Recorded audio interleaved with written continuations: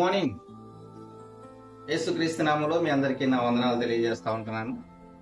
ప్రతిదినము ప్రభువుతో అన్న ఈ కార్యక్రమానికి స్వాగతం పలుకుతూ చిన్న ప్రార్థన చేసుకుని మనం ప్రారంభించుకుందాం. తండ్రి, నీకు వందనాలు నాయనా. ఈ ఉదయకాల సమయంలో ప్రతిదినము ప్రభువుతో అన్న ఈ కార్యక్రమం కొరకై మమ్మల్ని సిద్ధపరిచినందుకు వందనాలు. మీ మాటలు వినాలని ఆశపడుతున్నాం. మీరు మాతో మాట్లాడమని వేడుకుంటున్నాం. సహాయం చేయమని యేసుక్రీస్తు నామములో ప్రార్థించి వేడుకున్నాను తండ్రి, ఆమేన్. ఈ ఉదయకాల సమయంలో ఒక విషయం గురించి మనం ఆలోచన చేద్దాం.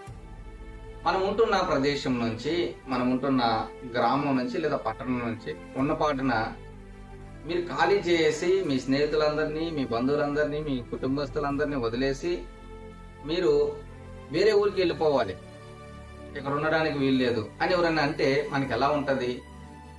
చాలా కష్టంగా ఉంటుంది కదా. ఆందోళన చెందాలి. మేము ఎక్కడికి వెళ్ళాలో చెప్పండి, ఎక్కడ నివాసం చేయాలో చెప్పండి, అదైనా చెప్పి మమ్మల్ని ఇక్కడ ఖాళీ చేయమంటే బాగుంటది. కానీ అసలు ఎక్కడికి వెళ్ళమంటావో, ఏం చేయమంటావో ఏం చెప్పకుండా ఖాళీ చేయాలంటే ఎలాగా అని మనము ఎదురు ప్రశ్నిస్తాం. అయితే పరిశుద్ధ గ్రంథంలో అబ్రాము అనే ఒక వ్యక్తిని దేవాతి దేవుడు పిలిచాడు. ఏమని? అబ్రాము, నీవు నీ వారందరినీ కూడా విడిచిపెట్టేసి లేచి నేను వెళ్ళమన్న చోటుకి వెళ్ళు. ఎక్కడికి ప్రభువా? ఎక్కడ ఉండాలి ప్రభువా? నేనేం చేయాలి ప్రభువా? మరి ఏమీ అడగకుండా, ఎలాంటి ఆన్సరు దేవుని దగ్గర ఆయన మళ్ళా ఎదురు చూడకుండా దేవుడు చెప్పిందే తడువుగా అక్కడి నుంచి లేచి ఆయన నడుచుతూ వెళ్తూ ఉంటున్నవాడిగా ఉంటా ఉన్నాడు. ఆయన ఊరొచ్చి, ఊరు అనే పట్టణము, ఆయన యొక్క ఊరి పేరు ఊరు. అది ప్రస్తుతానికి ఇరాక్ దేశంలో ఉంటా ఉంది. అక్కడ నుంచి దేవుడు ఎక్కడికి వెళ్ళమంటున్నాడో అక్కడికి వెళ్ళడానికి సిద్ధపడి వెళ్ళిపోతా ఉంటా ఉన్నాడు. చూడండి, ఒక వ్యక్తి దేవుని మాటకు ఎంత చక్కగా విలువిస్తుంటున్నాడో, విధేయత చూపిస్తున్నాడో అబ్రాహామును బట్టి మనము తెలుసుకోవచ్చు. ఈ యొక్క వ్యక్తి పేరు మొదటిగా అబ్రాము అని ఉంది. అబ్రాము అని అనగా దాని యొక్క అర్థము హెచ్చించబడిన తండ్రి అని అర్థం. అయితే దేవుడు అబ్రాహామును అబ్రాహాముగా పిలిచాడు. అబ్రాహాము అంటే అనేక జనములకు తండ్రి. సో దేవుడు ఒక వాగ్దానాన్ని చేశాడు అబ్రాహాముకి.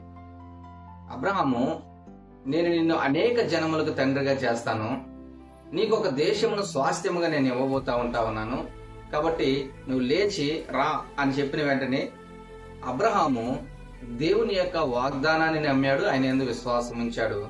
లేచి చక్కగా వచ్చేస్తా ఉంటా ఉన్నాడు. ఇంకెన్ని రకాలైన ప్రశ్నలు తన మదిలో ఉంటున్నా మరి దేని గురించి కూడా ఆయన ఆలోచన చేయకుండా దేవుడు చెప్పిన మాటకు లోబడిన వ్యక్తిగా, పిలిచిన పిలుపుకు విధేయత చూపించిన వ్యక్తిగా ఉంటా ఉన్నాడు. మనము ఈ మాట ఒకసారి హెబ్రీలకు రాసిన పత్రిక 11వ అధ్యాయం 8వ వచనం మనం చదివితే అక్కడ ఈ మాట మనం చూడొచ్చు. అబ్రహాము పిలువబడినప్పుడు విశ్వాసమును బట్టి ఆ పిలుపుకు లోబడి తాను స్వాస్థ్యముగా పొందనయున్న ప్రదేశమునకు బయలు వెళ్ళెను, మరియు ఎక్కడికి వెళ్ళవలెను అది ఎరుగక బయలు వెళ్ళెను. చూడండి, ఎంత గొప్ప విశ్వాసం కదా అబ్రాహాముది. ఎంతో గొప్ప విశ్వాసము కలిగిన వ్యక్తిగా ఉంటా ఉన్నాడు. ఎక్కడికి వెళ్ళాలో తెలియదు, ఏ ఊరికి వెళ్ళాలో తెలియదు, కానీ దేవుడు పిలిచిన పిలుపుకు విధేయత చూపిస్తుంటున్న వ్యక్తిగా మరి అక్కడ అబ్రహాము ఉంటున్నట్లుగా మనం చూస్తా ఉంటా ఉన్నాము. ఆ పిలుపునకు లోబడి తాను స్వాస్థ్యముగా పొందనయున్న ప్రదేశమునకు బయలు వెళ్ళెను. దేవుడు ఏదైతే వాగ్దానం చేశాడో, నీకు నేను ఒక దేశమును స్వాస్థ్యముగా ఇస్తానని ఆ వాగ్దానాన్ని చేతబట్టుకొని వెళ్తూ ఉంటా ఉన్నాడు. ఎన్ని కష్టాలు వస్తాయో, ఎన్ని ఇరుకులు వస్తాయో, ఎన్ని ఇబ్బందులు వస్తాయో, ఎలాగ జీవించాలో, తన యొక్క పోషణ ఏంటో, తన యొక్క సంరక్షణ ఏంటో ఏది కూడా ఆలోచన చేయకుండా, మరి దేని గురించి కూడా ఆలోచన చేయకుండా పిలిచిన దేవుణ్ణి నమ్మాడు. ఆయన వాగ్దానాన్ని చేతబట్టుకున్నాడు, వెళ్తూ ఉంటా ఉన్నాడు. సో అబ్రాహాము యొక్క జీవితాన్ని మనం చూస్తే ఎక్కడైనా సరే దేవుని యొక్క వాగ్దానం అబ్రహాము విషయంలో నెరవేరకుండా ఉందా అంటే లేదు. దేవుడు ప్రతి వాగ్దానాన్ని కూడా ఆయన జీవితంలో నెరవేరుస్తూ వచ్చిన దేవుడిగా ఉంటా ఉన్నాడు. అనేక జనములకు తండ్రిగా నేను చేస్తానని చెప్పిన దేవుడు అలాగే అబ్రహాము విషయంలో చేసిన వాడిగా ఉంటా ఉన్నాడు. దేవుని చేత పేరు పెట్టబడిన వ్యక్తిగా అబ్రహాము ఒక ధన్యతను పొందుకుంటున్న వాడిగా ఉంటా ఉన్నాడు. దేవుని చేత ఆశీర్వదింపబడిన వ్యక్తిగా అబ్రహాము ఒక గొప్ప ఆశీర్వాదాన్ని పొందుకున్న వ్యక్తిగా ఉంటా ఉన్నాడు. ఆయన దేవునికి లోబడినందుకు గాను విశ్వాసమునకు తండ్రి అని ఒక గొప్ప సాక్ష్యమును అబ్రహాము పొందుకున్నవాడిగా ఉంటా ఉన్నాడు. చూడండి, దేవునికి విధేయత చూపిస్తే ఎంత గొప్ప ఆశీర్వాదము, ఎంత గొప్ప ఆధిక్యత దేవుడు అనుగ్రహించేవాడిగా ఉంటున్నాడో మనము అర్థం చేసుకోవచ్చు. అబ్రహాము యొక్క విధేయత అబ్రహాముకి ఏం తీసుకొచ్చిందంటే దేవుని యొక్క అనుగ్రహాన్ని తీసుకొచ్చింది. అలాగే దేవుని యొక్క ప్రేమను ఆయన చక్కగా పొందుకున్నవాడిగా ఉంటా ఉన్నాడు. సో దేవుని మాటకు విధేయత చూపడము లేదా దేవుని పిలుపుకు లోబడము అన్నది ఒక వ్యక్తి యొక్క జీవితంలో ఇది జరిగితే ఖచ్చితంగా ఆ వ్యక్తి దేవుని యొక్క అనుగ్రహాన్ని పొందుకుంటాడు అనడానికి ఒక గొప్ప ఉదాహరణగా అబ్రాహామును మనము చూడొచ్చు.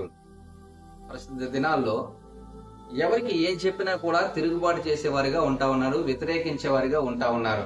ఆ పోయా చెప్పేవాళ్ళే, పోయా తర్వాత చూద్దాం, ఇది ఎక్కడికి వెళ్ళాలో చెప్పకుండా పొమ్మంటావేందా నువ్వు.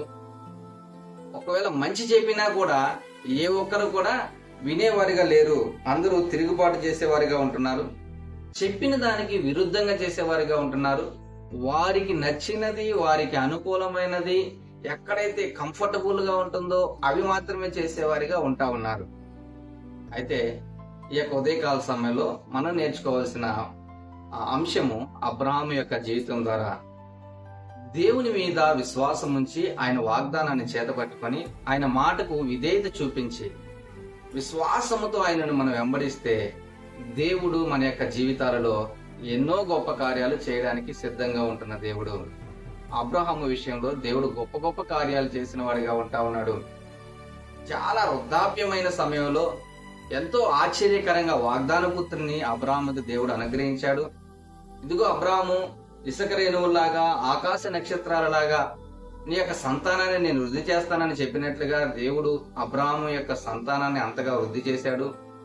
ఇదిగో నేను నీకు స్వాస్థ్యముగా పలానా దేశాన్ని ఇవ్వబోతా ఉన్నాను అని చెప్పిన దేవుడు తన జనాంగానికి, తన వారసులకు మరి ఆ దేశమును స్వాస్థ్యముగా ఇచ్చిన దేవుడిగా ఉంటా ఉన్నాడు. ఎక్కడా కూడా అబ్రహాము దేవుని మాటకు లోబడము, విధేయత చూపడం వలన దేవుని వాగ్దానాలు నెరవేర్చకుండా ఎక్కడా కూడా లేవు. దేవుడు అబ్రహాముకి ఏదైతే చెప్పి పిలుచుకున్నాడో వాటన్నిటిని కూడా నెరవేర్చిన దేవుడిగా ఉంటా ఉన్నాడు. కాబట్టి ఉదయకాల సమయంలో మనం నేర్చుకోవాల్సిన అంశం ఏంటంటే దేవుని మాటకు విధేయత చూపించడం, దేవునికి లోబడడం, దేవుని పిలుపుకు లోబడుతున్నామా? దేవునికి విధేయత చూపిస్తా ఉంటున్నామా? మనకి ఎన్ని చెప్పాడు దేవుడు? మనల్ని పాటించమంటా ఉన్నాడు, ఎలా ఉండమంటా ఉన్నాడు, ఎవరితో ఉండమంటున్నాడు, ఎవరి సాంగత్యం వద్దంటున్నాడు, నువ్వు ఎలా మాట్లాడాలంటున్నాడు, ఎలా నడవాలంటున్నాడు, ఎలా చూడాలంటున్నాడు, నీ ప్రవర్తన ఎలా ఉండాలంటున్నాడు. సో ఇవన్నీ కూడా దేవుడు మనకు చెప్పిన మాటలు. మరి వాటికి ఎంతవరకు మనం విధేయత చూపిస్తా ఉంటా ఉన్నాము? ఎంతవరకు దేవుని మాటకు మనం లోబడిన వారంగా ఉంటా ఉన్నాము? చాలా మంది దేవుని మాటకు లోబడకుండానే, దేవునికి విధేయత చూపించుకున్నానే, ఇదిగో మాకు పలానా వాగ్దానం వచ్చింది, మా జీవితాల్లో ఈ వాగ్దానం నెరవేరడం లేదండి. దేవుని మాటకు లోబడి విధేయత చూపించి ఆ వాగ్దానాన్ని చేతబట్టుకుని, ప్రభువా ఇదిగో నాయనా నీ పక్షమున నేను ఇలా ఉంటున్నాను కాబట్టి ఈ వాగ్దానాన్ని నా జీవితంలో నెరవేర్చు అని అనగలిగే పరిస్థితి మన దగ్గర ఉండాలి, అని అనగలిగే ఆత్మీయ స్థితి మన దగ్గర ఉండాలి. అప్పుడు దేవుడు మనకి ఏదైతే చేస్తానన్నాడో ఆ వాగ్దానాన్ని మన యొక్క జీవితాలలో నెరవేర్చే దేవుడిగా ఉంటా ఉన్నాడు. నువ్వు లోబడకుండా, విధేయత చూపించకుండా, దేవుని మాటని ఏమాత్రం కూడా ఖాతరు చేయకుండా నీ ఇష్టం వచ్చినట్లుగా నువ్వు బ్రతుకుతూ జీవిస్తూ, అబ్బా దేవుడు వాగ్దానాలు నా జీవితంలో నెరవేరబడ్డం లేదే, ఎలా నెరవేర్చబడతాయి? ఎలా నెరవేర్చబడతాయి? దేవునికి లోబడాలి కదా, దేవునికి విధేయత చూపించాలి కదా, దేవుని మాట ప్రకారంగా నడుచుకోవాలి కదా. అబ్రహాము దేవుని మాటకు విధేయత చూపించిన వాడిగా ఉంటున్నాడు, లోబడిన వాడిగా ఉంటున్నాడు. కాబట్టి దేవుని యొక్క వాగ్దానాలు అబ్రహాం యొక్క జీవితంలో అన్ని నెరవేరు. కాబట్టి నీ జీవితంలో కూడా దేవుని యొక్క ఉద్దేశాలు, దేవుని యొక్క వాగ్దానాలు నెరవేర్చబడాలి అనుకుంటే ఆయన మాటకు విధేయత చూపించు, ఆయనకు లోబడి జీవించు. తలలో వంచుదా, ప్రార్థన చేసుకుంది. పరిశుద్ధుడా, మీకు వందనాలు. ఉదయకాల సమయంలో మీరు మాతో మాట్లాడే మాటలకే వందనాలు. ఆయన మేము మీకు విధేయత చూపించే వారంగా, లోబడే వారంగా మేము ఉండడానికి సహాయం చేయండి. తద్వారా నాయన మీరు మా జీవితాల్లో చేస్తానన్న గొప్ప కార్యాలు మేము చూడగలిగినట్లుగా, మీ వాగ్దానాలు మేము దేవునైనా పొందుకోగలిగేటట్లుగా మమ్మల్ని ఆశీర్వదించి దీవించమని యేసుక్రీస్తు నామములో ప్రార్థించి వేడుకున్నాను తండ్రి. ఆమేన్. God bless you.